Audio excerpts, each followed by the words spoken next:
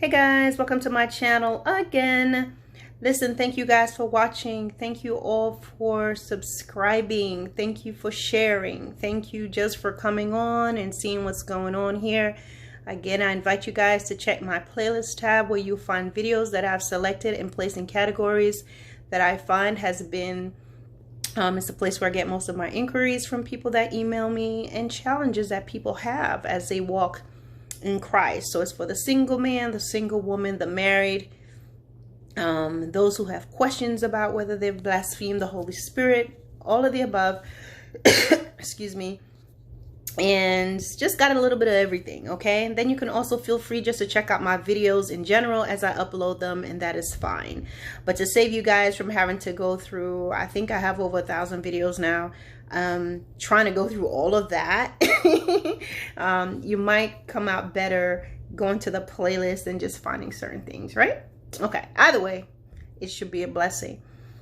So guys, one of the things that I want to talk to you all about, the Lord has, I've been reading my Bible page by page, and it's been a wonderful adventure. And as I'm going through, the Lord has been giving me words and teaching me some things there for myself, as well as things to share on this platform.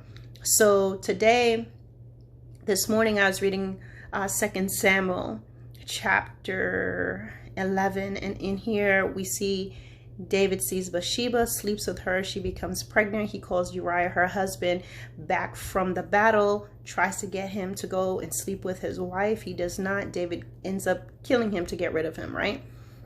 I suggest you read it just to get the whole story. But David was trying to get him to go onto his wife. So when he came in, he tried to talk him into, go and lay with your wife so that she's pregnant. We can say it's Uriah's baby. Okay, the second time, David realizes he doesn't go down to his wife. He calls him in, asks him why. Uriah's like, listen, I got to be out here on the battlefield with everybody else. Basically, in a nutshell. David again decides to have Uriah come in and eat with him, drink with him. He gets Uriah drunk, send him home. Uriah does not go in onto his wife. And then, of course, he ends up sending word by the hand of Uriah, send a letter by the hand of Uriah to have Joab kill him. Well, have Joab place him in the front of the battle, the heat of the battle, so that he will be killed. Okay, so what the Lord showed me is this, guys, that it wasn't only just about Uriah being loyal, because Uriah was loyal to those to his left and his right in battle, as well as to the king. Uriah was also faithful and served the God, the Lord of Lords, the King of Kings, the God of Israel, and so followed King David as he followed Christ.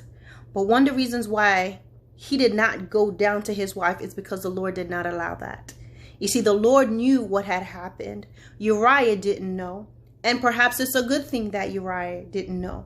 Who knows what God prevented Uriah from? But what he knew was that his wife has been in adultery. He knew that she was unclean physically because now the semen of another man, okay, I know I'm being a little graphic, is now in him. The spirit of David, David has made a covenant with this woman, an illegal covenant. He has a child inside of her.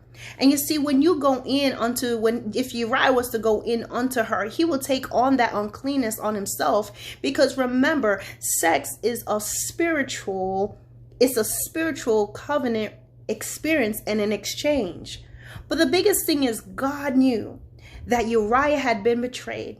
God knew that this was an entrapment that David is trying to put upon him, to let this man go in unto this woman and then raise up his son or daughter, his seed, as his own under a lie. And you see, God knew all these things. God knew the folly that was in the heart of David and in the heart of Bathsheba. And he knew the purity and that Uriah is walking uprightly before him. And he was not going to allow Uriah to do that. He was not going to allow Uriah to be further defiled and betrayed in this way. God saw it and he wasn't going to allow it. So my brothers and sisters, the word of the Lord is, sometimes there are things you're not aware of that God is protecting you from. There's certain things people are trying to set up and trying to get you in, and God is going, nah, that's not going to happen. He's not allowing certain doors to open. He's not allowing certain meetups to occur. He's not allowing certain things to happen. Some of you, my brothers and sisters, this does not apply to everyone. But sometimes that man or woman that's left home, that husband, that wife, sometimes, my brothers and sisters, those of you dating, that breakup was a blessing.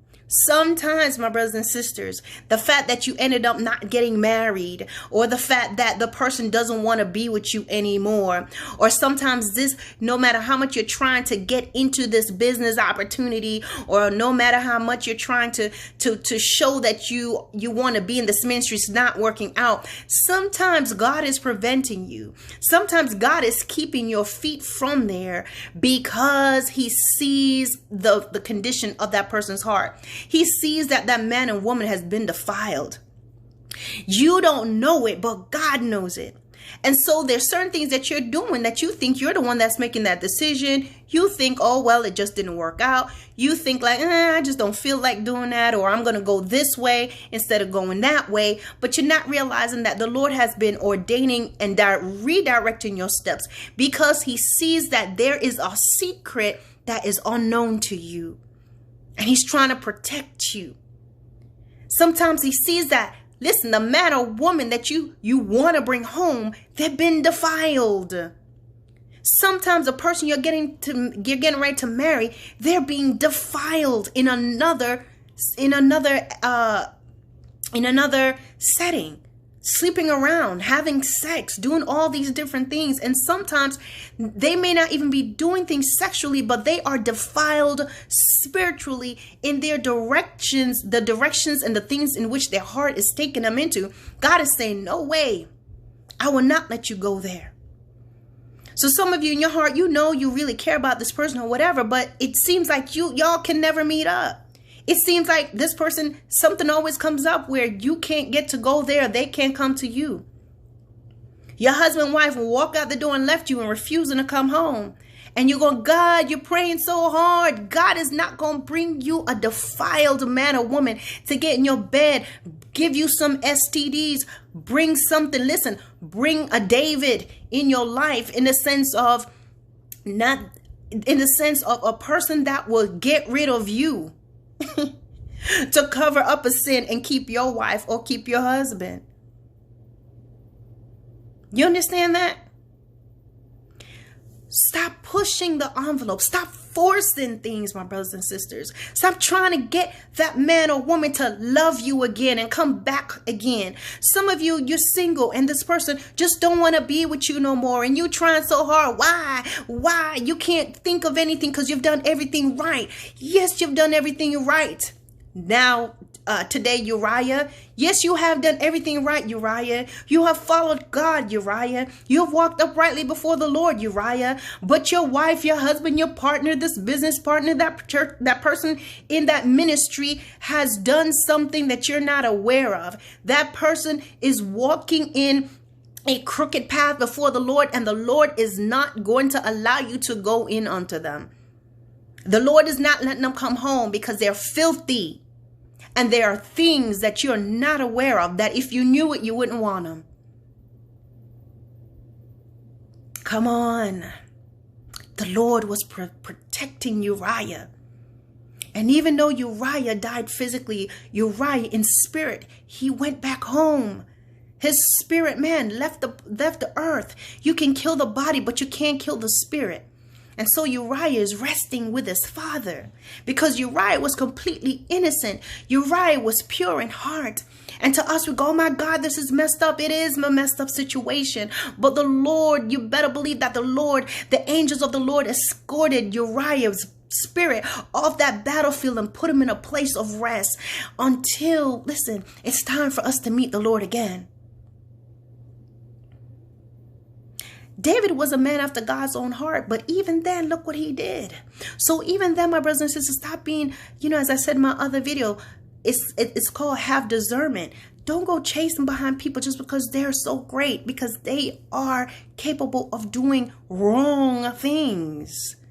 But this video, my brothers and sisters, is simply about that. how the Lord prevented Uriah from going in unto his wife because the Lord saw and was displeased with David for what he had done.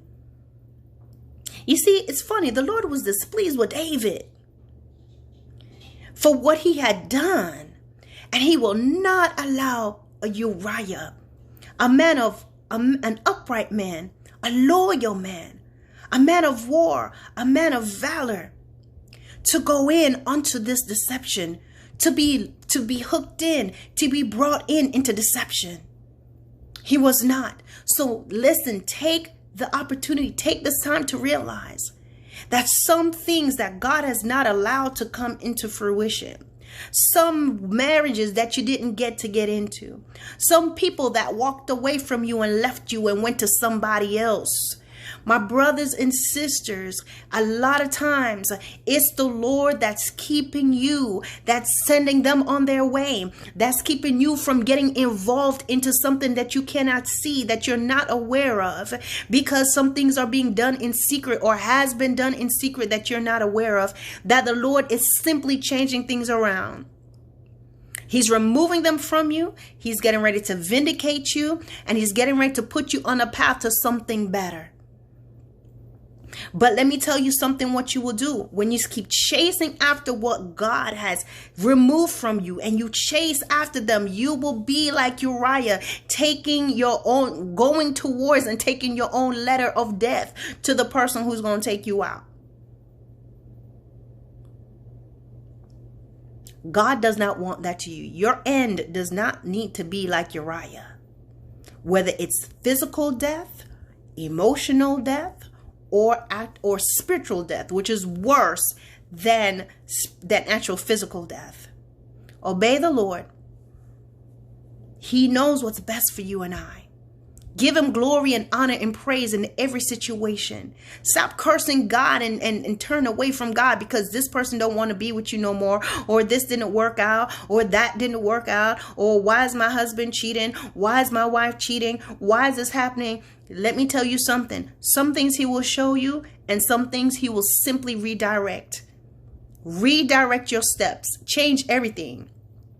And as he's redirecting your steps, he's redirecting them and setting them on the path for recompense and judgment.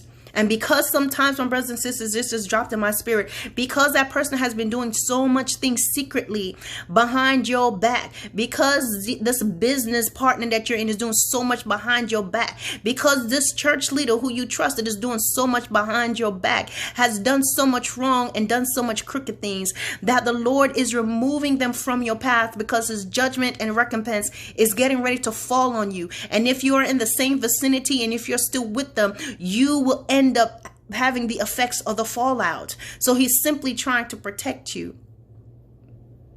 Let go and let God. Obey him. God will never do something to harm you and to hurt you, even if it hurts you, even if it feels harmful to you. You got to know that he always has your best interest at heart. So wake up, Uriahs. God is protecting you.